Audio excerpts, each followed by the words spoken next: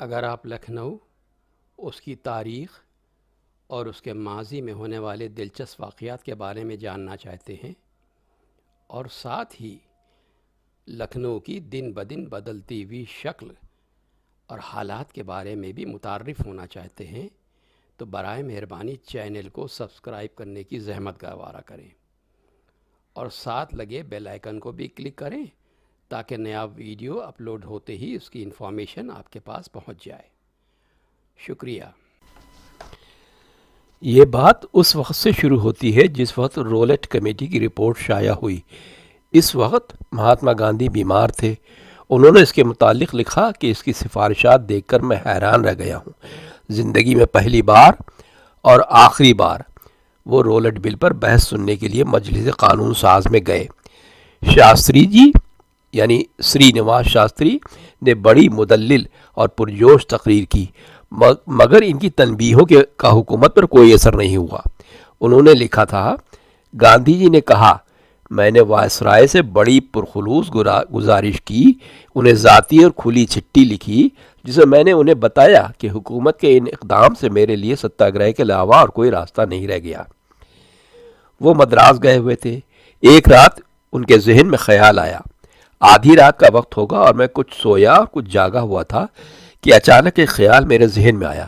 ایسا لگتا تھا کہ جیسے میں نے کوئی خواب دیکھا ہے۔ ہمیں پورے ملک سے عام ہڑتال کی اپیل کرنا چاہیے۔ سارے ہندوستان کے لوگ اپنا کام اور کاروبار بند کر دیں اور دن بھر ورت رکھیں اور عبادت کریں۔ عوام کے لیے ستیہ گرہ کا جو عہد نامہ تیار کیا گیا تھا، اس میں کہا گیا تھا، ہم پوری طرح اس بات سے آگاہ ہیں کہ رولٹ بل غیر منصفانہ اور آزادی اور انصاف کے اصولوں کے غیر منافی ہے اور فرد کے ان بنیادی حقوق کو پامال کرنے والا ہے جن پر کسی قوم اور خود ریاست کے تحفظ کا دار و مدار ہے۔ ہم عہد صالح کرتے ہیں کہ اگر ان بلوں کو قانون کی شکل دی گئی تو جب تک یہ قانون واپس نہ لیا گیا ہم ان قانون کو ماننے سے انکار کریں گے۔ اس کے ماسوا ایسے تمام قانون کی پابندی بھی نہیں کریں گے جو اس کمیٹی کی نظروں میں ضروری ہوں گے، جو کہ مقرر کی جانے والی ہیں۔ ہم یہ بھی عہد کرتے ہیں کہ اس جدوجہد میں ہم بڑی سختی کے ساتھ سچائی پر کاربند ہوں گے اور جان اور مال کے خلاف کوئی تشدد آمیز کارروائی نہیں کریں گے۔ پورے ملک میں ہڑتال کے لیے 30 مارچ 1919 کا دن مقرر کیا گیا تھا۔ بعد میں یہ تاریخ بدل کر 6 اپریل کر دی گئی۔ یہ بڑا معمولی لیکن بڑا انوکھا پروگرام تھا۔ ضبط نفس کے لیے 24 گھنٹے کا ورت، تمام کاج کو روک دینا، تمام بازاروں اور کاروباری جگہوں کا بند کیا جانا اور جلسے کرنا۔ ہڑتال کی اطلاع لوگوں کو صرف 2 ہفتے پہلے دے گی، لیکن سارے ہندوستان میں بڑی مکمل اور زبردست ہڑتال ہوئی۔ بعض جگہوں میں پہلے کی مقرر کی ہوئی تاریخ یعنی 30 مارچ کو ہی ہڑتال ہوئی۔ راجدھانی میں ہڑتالیوں کے جلوس کو پولیس نے روکا اور ان پر گولیاں چلائیں۔ بعد میں ٹاؤن ہال کے سامنے لوگوں کی بھیڑ جمع ہو گئی۔ اس جگہ پر پولیس نے دوبارہ گولی چلائی۔ کم از کم 8 افراد ہلاک ہوئے۔ دہلی میں جبر و تشدد کا کاروبار شروع ہو گیا۔ گاندھی جی نے لکھا، دہلی میں 6 اپریل کی ہڑتال پرامن رہی مگر 10 دنوں تک جاری رہی۔ دہلی میں جو واقعہ ہوا تھا وہی لاہور میں ہوا اور امرتسر میں دہرایا گیا۔ گاندھی جی سے بار بار اپیل کی گئی کہ وہ دہلی اور امرتسر آئیں اور وہ 7 اپریل کو ممبئی سے دہلی اور امرتسر کے لیے روانہ ہوئے۔ جب ریل گاڑی پاول کے نزدیک پہنچی تو انہیں ایک تحریری حکم دیا گیا جس کے تحت پنجاب میں ان کا داخلہ ممنوع قرار دیا گیا تھا، مگر انہوں نے ریل گاڑی سے اترنے سے انکار کر دیا۔ پاول میں پولیس نے انہیں حراست میں لے لیا۔ پاول میں گرفتار کیے جانے کے بعد انہیں متھرا لے جایا گیا اور دوسری صبح کو انہیں بمبئی کی طرف جانے والی ایک مال گاڑی میں سوار کرا دیا گیا۔ سوائی مادھو پور میں انہیں دوسری گاڑی میں منتقل کر کے بمبئی لے جایا گیا۔ اس خبر سے سارے ہندوستان میں غم و غصے کی لہر دوڑ گئی۔ بمبئی میں زبردست کشیدگی تھی۔ شہر میں 6 اپریل کو مکمل ہڑتال ہو چکی تھی۔ شہر کی گلیوں میں لوگوں کو زبردست بھیڑ کو گھڑ سوار پولیس نے طرح طرح سے دوڑا کر تتر بتر کرا دیا اور بہت سے لوگ پیروں تلے کچلے گئے تھے۔ گجرات میں وسیع پیمانے پر گڑبڑ ہوئی تھی اور نادیاد اور دیرمگام میں عوام کے غیظ و غضب کا زبردست مظاہرہ ہوا تھا۔ پنجاب میں سر مائیکل او ڈائرز کی مطلق العنانی اور آمرانہ انداز کی وجہ سے لوگوں میں برطانوی سامراج کے خلاف خاص طور پر غصہ تھا۔ مہاتما گاندھی کی اپیل کا فوری اور زبردست اثر ہوا۔ 30 مارچ کو امرتسر میں زبردست ہڑتال ہوئی۔ اس دن ایک بھاری جلسہ ہوا جس میں 25,000 آدمی شریک تھے۔ مقبول عوامی رہنما ڈاکٹر سیف الدین کچلو نے اپنی تقریر میں عوام سے گزارش کی کہ ان کی یہ جدوجہد بالکل پرامن ہونی چاہیے۔ امرتسر میں ان دنوں انگریزی سامراج کے خلاف غم و غصے کا بڑا بھرپور مظاہرہ ہو رہا تھا۔ سر مائیکل کے لیے یہ صورتحال بڑی تکلیف دہ تھی۔ انہوں نے حکم دیا کہ دوسرے مقبول رہنما ڈاکٹر ستیہ پال کو جلسوں میں تقریر کرنے کی اجازت نہ دی جائے۔ انہوں نے امرتسر میں نظر بند کروا دیا گیا۔ یہ 29 مارچ کا واقعہ ہے۔ 4 دن کے بعد ڈاکٹر سیف الدین کچلو پر بھی ایسے ہی حکم کی تعمیل کی گئی۔ حکام کا خیال تھا کہ ڈاکٹر کچلو اور ڈاکٹر ستیہ پال پر جو پابندیاں لگائی گئی ہیں ان سے عوام میں اشتعال پیدا ہوگا اور وہ تشدد پر اتر آئیں گے، مگر گاندھی جی کا جادو چل چکا تھا۔ ہندو مسلمانوں اور سکھوں میں مکمل اتحاد اور یگانگت نے بھی پنجاب کی انتظامیہ کو مشتعل کر رکھا تھا۔ سر مائیکل او ڈائر عمدن یہ کوشش کر رہے تھے کہ لوگوں میں پھوٹ پڑ جائے، اس لیے وہ اس طرح کی باتیں کرتے تھے۔ سر مائیکل او ڈائرز عمدن یہ کوشش کر رہے تھے کہ لوگوں میں پھوٹ پڑ جائے، اس لیے وہ اس طرح کی باتیں کرتے تھے کہ ایک فرقہ جنگجویانہ روایات کا حامل ہے اور دوسرا نہیں۔ وہ یہ بھی اشارے کرتے تھے کہ قومی رہنما بعض فرقوں کی تضلیل کر رہے ہیں۔ 6 اپریل 1919 کو پنجاب میں سارا کاروبار اور کام ٹھپ ہو گیا۔ زبردست ہڑتال ہوئی۔ امرتسر میں بھی بڑی کامیاب ہڑتال ہوئی اور ہر فرقے کے لوگوں نے اس میں حصہ لیا۔ بھیڑ بالکل پرامن رہی اور کوئی واقعہ نہیں ہوا۔ 6 اپریل کو ہڑتال کے دن ایک زبردست جلسہ ہوا جس میں 50,000 آدمی تھے۔ اس کی صدارت ایک بیرسٹر جناب بدرالاسلام خان نے کی۔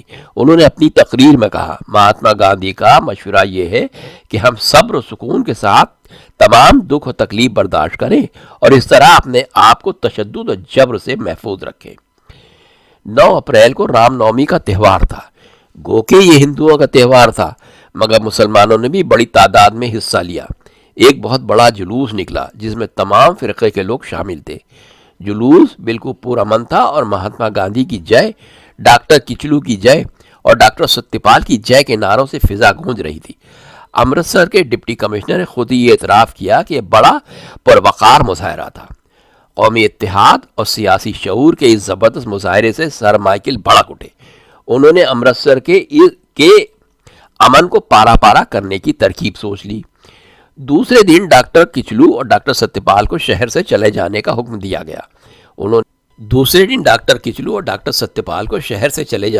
دیا گیا۔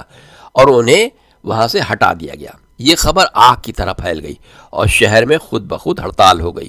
ننگے سر اور بالکل غیر مسلح لوگوں کا ایک بڑا مجمع ڈپٹی کمشنر کے بنگلے کی طرف چلا تاکہ اپنے رہنماؤں کی رہائش کی گزارش کرے۔ راستے میں کئی یورپیوں کے گھر ملتے تھے، مگر ان میں سے کسی کو کوئی نقصان نہیں پہنچایا گیا تھا۔ مجمع امرتسر کے خاص راستوں سے ہوتا ہوا ریلوے اوور برج کے پاس پہنچا تو اسے روکا گیا۔ اس پل کی حفاظت فوجی کر رہے تھے۔ لوگوں نے بتایا کہ یہ محض ایک فریاد کرنے کے لیے ڈپٹی کمشنر کے پاس جانا چاہتے ہیں، مگر حکام نے ان کی ایک نہ سنی اور فوجیوں نے اچانک گولی چلا دی جس سے کئی آدمی مارے گئے اور کئی زخمی ہوئے۔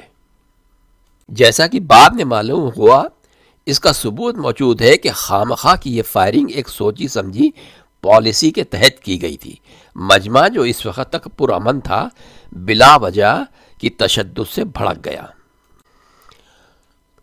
مجمع میں ان لوگوں کے ان بے گناہوں کی لاشیں پڑی تھیں جنہیں اقتدار اور اختیار کے بھیس میں قاتلوں نے گولی کا نشانہ بنایا تھا۔ مجمع کئی گروپوں میں بٹ گیا اور لاشوں اور زخمیوں کو اٹھائے ہوئے مختلف علاقوں کا چکر لگانے لگا۔ جلد ہی اوور برج کے پاس ایک بھیڑ جمع ہو گئی اور وہ لاٹھیوں سے مسلح تھی۔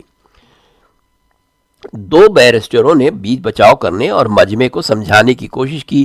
ابھی یہ لوگوں کو ٹھنڈا کرنے کی کوشش میں لگے ہوئے تھے کہ فوجیوں نے پھر گولی چلا دی، جس سے 20 آدمی مارے گئے۔ ایمبولینس اور طبی امداد کو جائے وقوع پر پہنچنے نہیں دیا گیا، اور ایک انگریز عورت نے چلا کے کہا، ہندوؤں اور مسلمانوں کے ساتھ وہی سلوک کیا گیا جس کے وہ لائق تھے۔ اب مجمع بالکل بے قابو ہو گیا۔ اس نے بہت سے اداروں، جس میں بینک بھی شامل تھے، ان پر حملہ کیا، متعدد عمارتوں میں آگ لگا دی۔ اس ہنگامے کے بعد میں کچھ یورپیوں کی جانیں بھی گئیں۔ عوام کے غیظ و غضب کے اس مظاہرے سے حکام کو وقتی طور پر بوکھلاہٹ پیدا ہو گئی، مگر وہ اس کا بدلہ لینے کا فیصلہ کر چکے تھے۔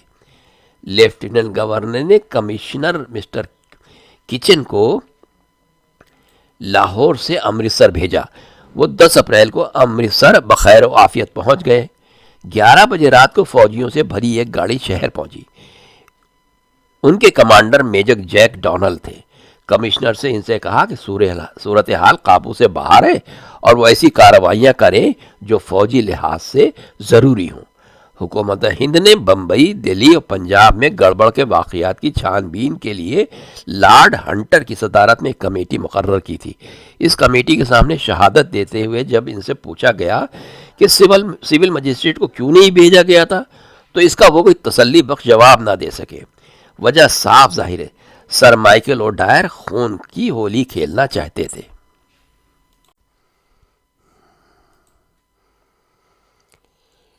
مسٹر کچن 11 تاریخ کو لاہور واپس آ گئے۔ ڈپٹی کمشنر مائلز اردنگ نے امرتسر کو فوج کے حوالے کر دیا۔ اس کی اطلاع لیفٹیننٹ گورنر کو دے دی گئی اور انہوں نے اس اقدام کی منظوری دے دی۔ دوسری صبح کو مسٹر کچن بذریعہ موٹر امرتسر آئے، مگر انہیں گڑبڑ اور ہنگامے کا کوئی نشان دکھائی نہ دیا۔ اسی دوران بریگیڈیئر جنرل ریجیلینڈ ایڈورڈ ہیری ڈائر، جو جالندھر میں ایک بریگیڈ کے کمانڈر تھے، امرتسر پہنچے اور انہوں نے رام باغ کو اپنا ہیڈ کوارٹر بنایا اور شہر کا پورا کنٹرول اپنے ہاتھوں میں لے لیا۔ پہلا کام جو انہوں نے کیا وہ اندھا دھند گرفتاریاں تھیں۔ لوگوں کا کیا حال تھا؟ 10 کی شب میں شہر میں پولیس کا کوئی پہرا نہیں تھا، مگر اس کے باوجود چوری یا لوٹ مار کی کوئی واردات نہیں ہوئی۔ 11 کی صبح کو لوگوں نے ہلاک ہونے والوں کی تدفین کا ارادہ کیا۔ فوجی حکام جنازے کے ساتھ کسی جلوس کی اجازت دینے کو تیار نہ تھے۔ بڑی منت اور سماجت کے بعد انہیں جلوس کی شکل میں جانے کی اجازت دے دی گئی، بشرطے کہ جلوس 2 بجے دن سے پہلے منتشر ہو جائے۔ شہیدوں کے جنازے کے ساتھ حلقت کا ازدحام تھا۔ لوگ بالکل پرامن رہے اور مقررہ وقت پر منتشر ہو گئے۔ اسی دوران دوسرے دن فوج اور پولیس کے دستے اندھا دھند لوگوں کے گھروں میں گھسنے، لوگوں کو گرفتار کرنے اور عورتوں اور بچوں کو مارتے پیٹتے ان کے ساتھ بدسلوکی کرنے لگے۔ ان دنوں میں امرتسر کی ایک فوجی چھاونی بنا ہوا تھا۔ پنجاب چیمبر آف کامرس کا ڈپٹی چیئرمین، جو 11 اپریل کو کانپور سے امرتسر پہنچے تھے، بتایا کہ انہوں نے پولیس کے دستوں کو ریلوے اسٹیشن اور ریلوے لائن کی حفاظت کرتے ہوئے دیکھا۔ اسٹیشن خود ایک فوجی کیمپ بنا ہوا تھا۔ وہاں پر نہ کوئی قلی تھا اور نہ کوئی سواری دستیاب تھی۔ بڑی مشکل سے وہ ریلوے پل کے پاس پہنچے۔ وہاں گوری قوم کا ایک پہرا تھا، جو بغیر اچھی طرح تلاشی لیے ہوئے کسی کو شہر میں داخل ہونے کی اجازت نہیں دیتا تھا۔ شہر میں قدم قدم پر پولیس اور فوج کے دستے نظر آتے تھے۔ ان کے ہاتھوں میں رائفل تھی اور رائفل میں سنگینیں تھیں۔ پانی اور بجلی کی سپلائی بالکل بند تھی۔ اپنے چہیتوں کو خاک خون میں تڑپتا ہوا دیکھنے سے پہلے ہی امرتسر نے سیاہ چادر اوڑھ لی تھی۔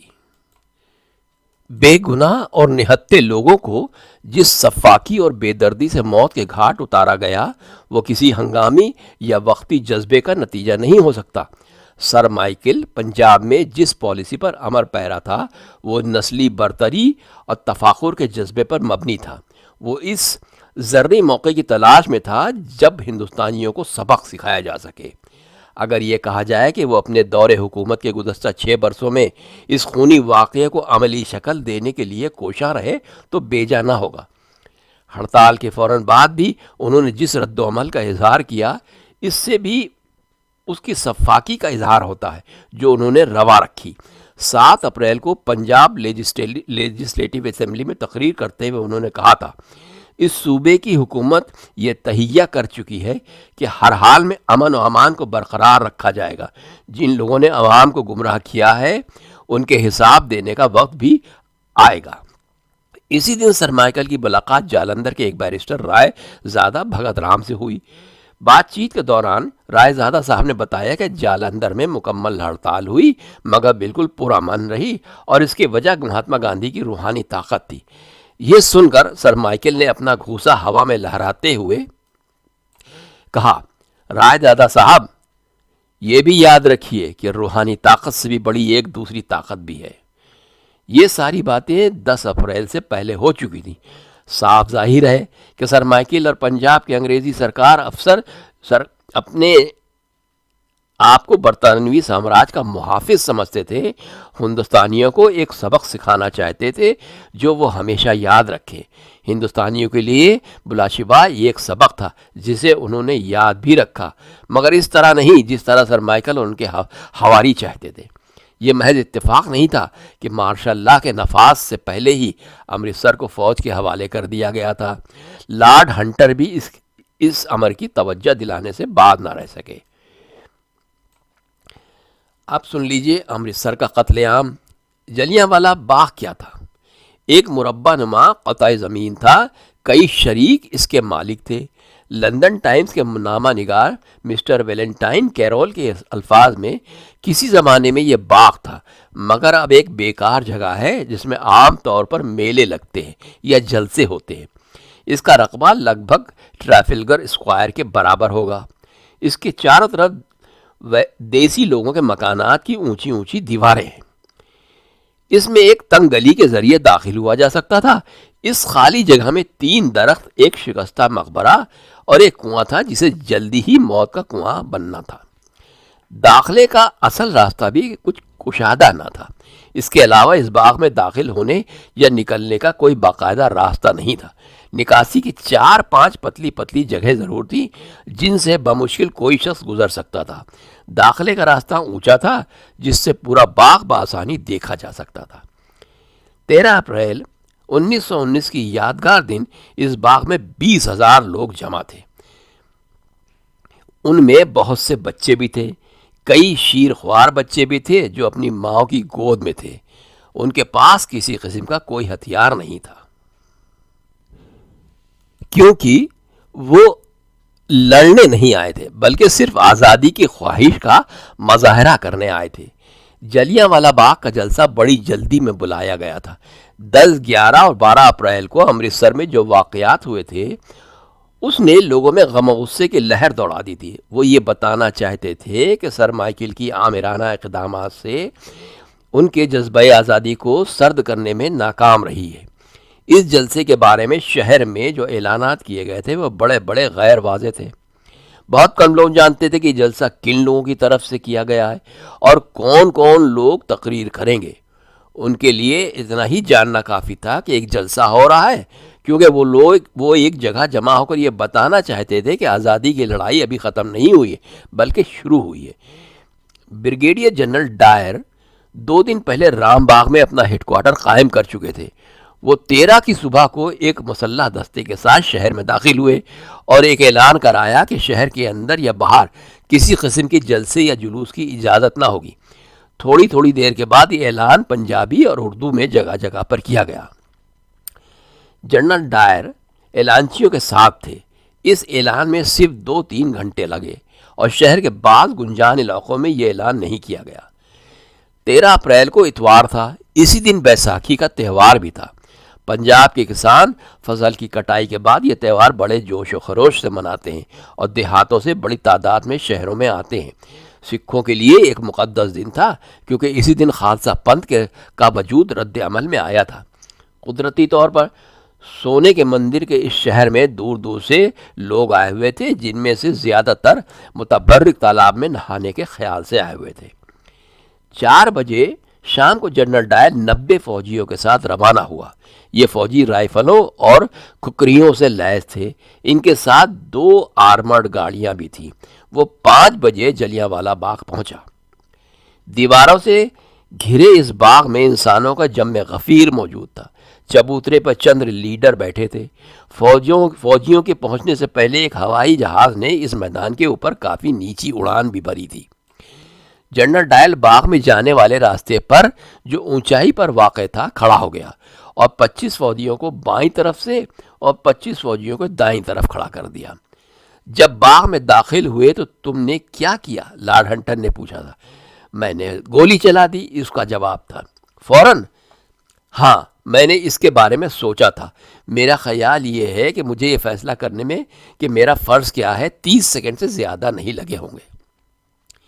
تمہیں یہ خیال نہیں آیا کہ فائرنگ شروع کرنے سے پہلے لوگوں کو منتشر ہونے کے لیے کہنا مناسب ہوگا؟ نہیں، میرے ذہن میں یہ خیال نہیں آیا.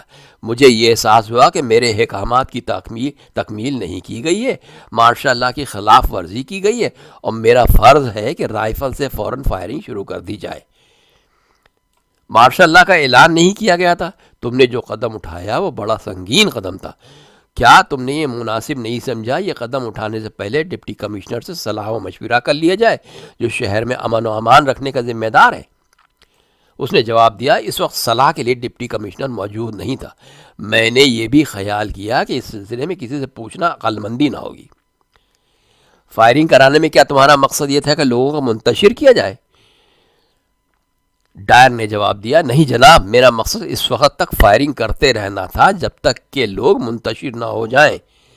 جب ہجوم کے رویے سے یہ ظاہر ہو گیا کہ وہ لوگ منتشر ہو رہے ہیں تو تم نے فائرنگ روکی کیوں نہیں؟ میں نے سوچا کہ یہ میرا فرض ہے اس وقت تک گولی چلاتے رہنا جب تک ہجوم منتشر نہیں ہو جاتا. اگر میں نے محض تھوڑی فائرنگ کرائی ہوتی تو میرا گولی چلوانا بالکل غلط ہوتا. 10 منٹ تک گولیاں چلیں اور گئے. جنرل ڈائر نے کہا کہ گولیاں چلنے اور اس وقت بند ہوئی جب گولیاں ختم ہو گئیں اور جگہ جگہ کافی ہوتی تو وہ آرمرڈ گاڑیوں کو بھی اندر لے جاتا. وقتاً فوقتاً وہ رائفلوں کا رخ ان جگہوں کی طرف کراتا جہاں لوگوں کی بھیڑ دگنی ہوتی، کیونکہ وہ لوگوں کو جلسہ کرنے کی جرم کی سزا دینے کا فیصلہ کر چکا تھا. اس خون چکا واقعے کے ایک عینی شاہد لالا گردھاری لال جنہوں نے اپنے مکان سے موت کا یہ کھیل دیکھا تھا بتایا. میں نے موقع پر سینکڑوں آدمیوں کو بڑھتے دیکھا. تیز فائر کرنے والی رائفلیں استعمال کی گئی تھیں. سب سے تکلیف دہ بات وہ تھی کہ فائرنگ ان راستوں پر بھی کی جا رہی تھی جن سے لوگ باہر نکلنے کی کوشش کر رہے تھے، جہاں لوگوں کی بھیڑ زیادہ اکٹھی ہو گئی تھی. اسے بھی نشانہ بنایا جا رہا تھا. فائرنگ کرنے والوں کے سامنے باغ کا وہ حصہ تھا، ان میں سے کوئی بھی جگہ ایسی نہیں تھی جہاں لوگ کافی تعداد میں نہ مارے گئے ہوں. بہت سے لوگوں کے پیروں تلے کچلے گئے. خون کی ندی بہہ نکلی تھی. وہ لوگ جو زمین پر لیٹ گئے تھے انہیں بھی نہیں چھوڑا گیا. سر ویلنٹائن کیرو نے اس واقعے کو یوں بیان کیا. کوئی بھی شخص اس وحشت انگیزی کا صحیح طور پر اندازہ نہیں کر سکتا جب تک کہ اس نے جلیانوالہ باغ دیکھا نہ ہو. میں اسی تنگ راستے سے اس باغ میں داخل ہوا جس سے جنرل ڈائر رائفلوں سے مسلح 50 فوجیوں کے ساتھ داخل ہوا تھا. میں اسی اونچی جگہ پر کھڑا ہوا جہاں وہ کھڑا ہوا تھا اور جہاں سے مجمع کو کوئی وارننگ دیے بغیر محض 100 گز کے فاصلے سے اس نے انسانوں کے جم غفیر پر گولی چلانے کا حکم دیا تھا. یہ مجمع بالکل نہتہ تھا، کسی لحاظ سے اپنا کوئی بچاؤ نہیں کر سکتا تھا. گھبرا کر یہ مجمع فوراً منتشر ہونے لگا، مگر 10 منٹ میں جنرل ڈائر نے انہیں گولیوں کی باڑ پر رکھا اور 1650 راؤنڈ فائر گولیاں چلوائیں. انسانوں کا مجمع اس میدان میں اس طرح گھرا ہوا تھا جیسے چوہے پھندے میں پھنسے ہوتے ہیں. لوگ تنگ راستوں سے نکلنے کی ناکام کوشش میں لگے ہوئے تھے یا زمین پر لیٹے ہوئے تھے تاکہ گولیوں کی بارش سے بچ سکیں. ڈائر ان جگہوں کی طرف اشارہ کر کے گولیاں چلوا رہا تھا جہاں بھیڑ گھنی ہوتی تھی. اس کے ان الفاظ میں نشانہ بازی کا بڑا اچھا موقع تھا. جب ساری گولیاں ختم ہو گئیں تو ڈائر اپنے آدمیوں کے ساتھ اسی راستے سے لوٹ گیا جس راستے سے آیا تھا. ہنٹر کمیشن کے سامنے جنرل ڈائر نے جو بیان دیا، اگر وہ نہ دیا ہوتا تو کوئی یہ کہہ سکتا تھا کہ سول حکام کی ناعاقبت اندیشانہ دستبرداری کی وجہ سے اس نے ایک غلط فیصلہ کیا. مگر اس کے اس بیان کی روشنی میں یہ فیصلہ سوچا سمجھا ہوا تھا، اور اگر راستے کی تنگی حائل نہ ہوتی تو وہ اپنی مشین گنیں بھی ساتھ لے جاتا. اس نے بتایا کہ اس کا مقصد پورے پنجاب میں دہشت پھیلانا تھا۔ بیساکھی کے اس تہوار کے دن سینکڑوں افراد مادر وطن پر نثار ہو گئے۔ کتنے لوگ مرے اس کی مختلف تعداد بتائی جاتی ہے، مگر موتی لال نہرو کمیٹی کے مطابق اگر مرنے والوں کی تعداد 1000 قرار دی جائے تو کوئی مبالغہ نہ ہوگا۔ جنرل ڈائر کا مقصد زیادہ سے زیادہ لوگوں کو ہلاک کرنا تھا۔ مرنے والوں اور زخمیوں کو تڑپتا چھوڑ کر جنرل ڈائر چلا گیا، کیونکہ وہ اپنا فرض پورا کر چکا تھا۔ لوگوں کو طبی امداد پہنچانا اس کا کام نہیں تھا۔ زخمی اگر چاہتے تو اسپتال جا سکتے تھے، اس نے تنزین کہا، مگر وہ نہیں جانتا تھا کہ جس کرفیو کا نفاذ اس نے خود کر رکھا تھا، اس کی وجہ سے کوئی 8 بجے رات کے بعد گھر سے باہر نکل نہیں سکتا تھا۔ اگر کوئی باہر نکلنے کی ہمت بھی کرتا تو گولی مار دیے جانے کا خطرہ ہمیشہ موجود رہتا تھا۔ سینکڑوں زخمی سسکتے اور کرہاتے رات بھر اسی میدان میں پڑے رہے۔ مرنے والوں کی لاشیں تو دوسرے دن تک پڑی رہیں۔ لیکن کرفیو کی پابندی انسانی اخوت اور محبت کے رشتے میں حائل نہ ہو سکی۔ موت کی پرواہ نہ کرتے ہوئے چند عورتیں اسی رات اپنے عزیزوں کی تلاش میں باغ میں گئیں۔ ان شیر دل عورتوں میں عطر کور بھی تھیں۔ ان کے شوہر بھاگ مل بھاٹیا جو ایندھن کی لکڑی فروخت کرتے تھے، دوپہر میں ہی گھر سے نکل آئے تھے۔ شام کو انہوں نے گولیوں کی آواز سنی اور وہ باغ کی طرف چل پڑی۔ 2 آدمی خون میں نہائے ہوئے گلی کی طرف دوڑتے ہوئے دکھائی دی، مدد اور پانی کے لیے چلا رہے تھے۔ وہ اس کنویں کے نزدیک بیٹھ گئیں جس میں کئی 100 آدمی، کچھ زندہ اور بہت سے مردہ دفن ہو گئے تھے۔ ایک زخمی آدمی نے پوچھا، کیا نزدیک ہی پڑے ہوئے اس کے بیٹے میں زندگی باقی ہے؟ سچ بات کو چھپاتے ہوئے انہوں نے کہا، ہاں، ان کا بیٹا ابھی مرا نہیں ہے۔ اپنے شوہر کی تلاش میں وہ زخمیوں اور مرنے والوں کے درمیان گھوم رہی تھیں کہ بے ہوش ہو گئیں۔ جب انہیں ہوش آیا تو انہوں نے دیکھا کہ وہ خون میں نہائی ہوئی ہیں۔ انہوں نے ہمت نہ ہاری اور بالآخر اپنے شوہر کی لاش ڈھونڈ نکالی جو کنویں کے پاس پڑی تھی۔ ان کے سینے اور پیروں میں گولیاں لگی تھیں۔ لاش گھر لائی گئی۔ دوسرے دن 4-5 لاشوں کے ساتھ ایک ہی چتا میں نظر آتش کی گئی۔ 4 مہینوں کے بعد پولیس کے کچھ سپاہی ان کے پاس آئے اور انہیں 25,000 روپے پیش کیے۔ یہ بھی کہا کہ وہ ابھی اور روپے دیں گے تاکہ جو کچھ ہوا ہے وہ اس کو بھول جائے، مگر انہوں نے انکار کر دیا۔ وطن پر شہید ہونے والی اس مقدس یاد کو خریدا نہیں جا سکتا۔ بہت سے لوگوں نے بتایا کہ باغ میں واقع کنویں سے درجنوں لاشیں نکالی گئیں۔ جب فائرنگ شروع ہوئی تو لوگ ادھر ادھر بھاگنے لگے۔ کنویں زمین کی سطح کے برابر تھا، اسی وجہ سے بہت سے لوگ اسی میں جا گرے۔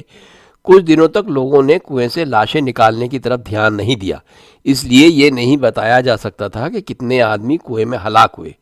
لیکن چند ہفتوں کے بعد لاشوں کی سڑائن سے بدبو ناقابل برداشت ہو گئی تو کنویں سے لاشیں نکلوائی گئیں۔ اس وقت معلوم ہوا کہ 100 سے زائد آدمی صرف اسی کنویں میں ہلاک ہوئے تھے۔ امرتسر کی خونی بیساکھی تاریخ میں ہمیشہ یاد رہے گی۔ آزادی کی قیمت ہمیشہ خون سے چکائی گئی ہے اور قومیں اپنے خون میں نہا کر ہی سرخ رو ہوتی ہیں۔ یہ یادگار دن کے بعد بھی ایک ایسی قوم نے جنم لیا جو ظلم کا بدلہ لینے کا تہیہ کر چکی تھی، مگر جس نے ظلم کا بدلہ ظلم سے نہیں دیا بلکہ ظالموں کو انسان کے وقار اور آزادی کے حق کے سامنے گھٹنے ٹیکنے پر مجبور کر دیا۔ دنیا میں ہر زمانے میں ایسے مقامات رہے ہیں جنہیں وہاں کے مردوں اور عورتوں نے اپنے خون سے سینچ کر شہرت دوام بخشی ہے۔ ایسے لوگ خود تو گمنام رہے مگر ایسی جگہوں کو اپنی قربانی سے ہمیشہ کے لیے تابندہ کر گئے۔ ہندوستان میں آزادی کی اس طویل جد و جہد میں بہت سی جگہوں نے شہرت پائی، لیکن کسی بھی جگہ شہیدوں کے لہو کی سرخی اتنی روشن اور اتنی درخشاں نہیں تھی جتنی کہ جلیانوالہ باغ میں تھی۔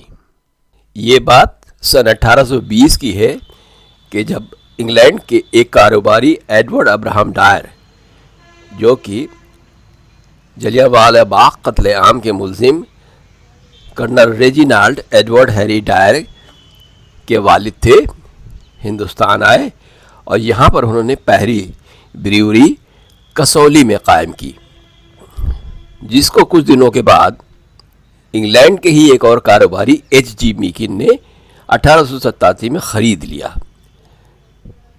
آزادی کے فوراً بعد نرین ناتھ موہن نے پیسے اکٹھا کیے اور لنڈن کا سفر کیا۔ وہاں انہوں نے ڈائر میکن بریوریز میں ایک بہت بڑا حصہ خرید لیا. ڈائر میکن بریوریز کا مینجمنٹ سنبھالنے کے بعد انہوں نے 1949 میں ایک نئی بریوری قائم کی جس کا ہیڈ کوارٹر لکھنؤ تھا. نریندر ناتھ موہن نے سن 1949 میں ڈائر میکن کا نام بدل کر موہن میکن رکھ دیا اور اس کا ایک بڑا حصہ لکھنؤ میں قائم کیا جو کہ ڈالی گنج کے ایک محلے میں ابھی بھی موجود ہے. اس طریقے سے ایڈورڈ ہنری ڈائر اور لکھنؤ میں ایک عجیب و غریب رشتہ برقرار ہوا. لکھنؤ's very famous Mohan Mekin is a large group of companies which started with Asia's first brewery, incorporated in 1855, but established much earlier by Edward Dyer at Kasauli in the Himalayan mountains in India under the name Dyer Breweries. In the late 1920s, Edward Abraham Dyer, the father of Colonel Reginald Edward Harry Dyer of Jallianwala Bagh massacre, moved from England to set up the first brewery in India, later incorporated as Dyer Breweries in 1855 at Kasauli in the Himalayas. Kasauli Brewery launched India's and indeed Asia's first beer, Loin, which was in great demand by the thirsty British administrators and troops stationed in the sweltering heat of India. The brewery was soon moved to nearby Solan, close to the British summer capital Shimla, as there was an abundant supply of fresh spring water there.